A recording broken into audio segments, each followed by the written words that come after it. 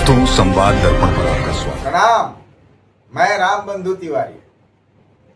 आज हम बात करेंगे उस विवाद की जिसने सीमावर्ती इलाकों से लेकर राष्ट्रीय राजनीति तक में हलचल मचाई। विवाद है सोनम वांगचुक की गिरफ्तारी। ये विवाद सिर्फ एक व्यक्ति तक सीमित नहीं है, इसके पीछे है सरकार की सुरक्षा नीति, स्थानीय समुदाय की अस्मिता और राजनीति की गहरी चालें।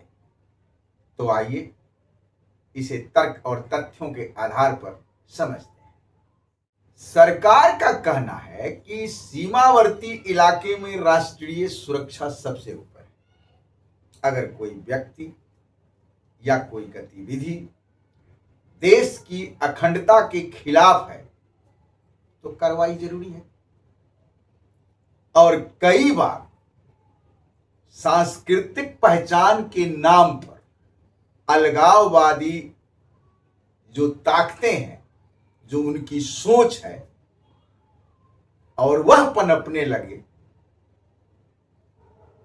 तो यह रोकना सरकार का फर्ज बन जाता है। इस लिहाज से देखें तो सरकार का तर्क पूरी तरह से संवैधानिक और सुरक्षा दृष्टि से मजबूत लगता है।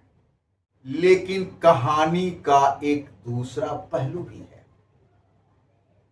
जिस व्यक्ति को गिरफ्तार किया गया है और जिसकी गिरफ्तारी देश हित में बताया जा रहा है, उस व्यक्ति का राष्ट्रीय हित में कई ऐसे कार्य हैं जो शक के गुंजाइश को कमजोर कर रहे हैं।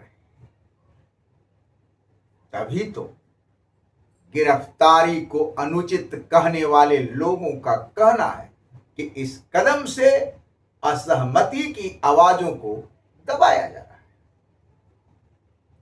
इतना ही नहीं, स्थानीय समुदाय का यह भी मानना है कि उनकी सांस्कृतिक अस्मिता पर चोट पहुंचाई जा रही है। साथ ही कई विशेषज्ञ यह भी मानते हैं कि यह सिर्फ सुरक्षा का मुद्दा नहीं, बल्कि राजनीतिक समीकरण साधने का खेल भी है। अगर वाकई में कोई गतिविधि सीमा पार ताकतों से प्रेरित हो तो सख्ती जायज है। कारण कि देश की सुरक्षा से समझौता का कोई मतलब नहीं बनता। लेकिन क्या जो अभी हुआ है वह पूर्णतः सही है? कि बहुत आलोचकों का यह कहना कि संवेदनशील मामलों में संवाद के बजाय दमन का रास्ता चुनना सही नहीं। पारदर्शिता की कमी लोगों के बीच अविश्वास पैदा कर रही है। और अगर वाकई में यह सब राजनीतिक नफा नुकसान देखते हुए हो रहा है तो नीति पर सवाल उठना लाजमी है। तो दोस्तों, सोनम वांगचुक विवाद हमें यह सोचने पर मजबूर करता है कि क्या राष्ट्रीय सुरक्षा और स्थानीय अस्मिता को साथ लेकर चलना संभव नहीं? क्या सिर्फ कड़े कदमों से ही समस्या का हल निकलता है?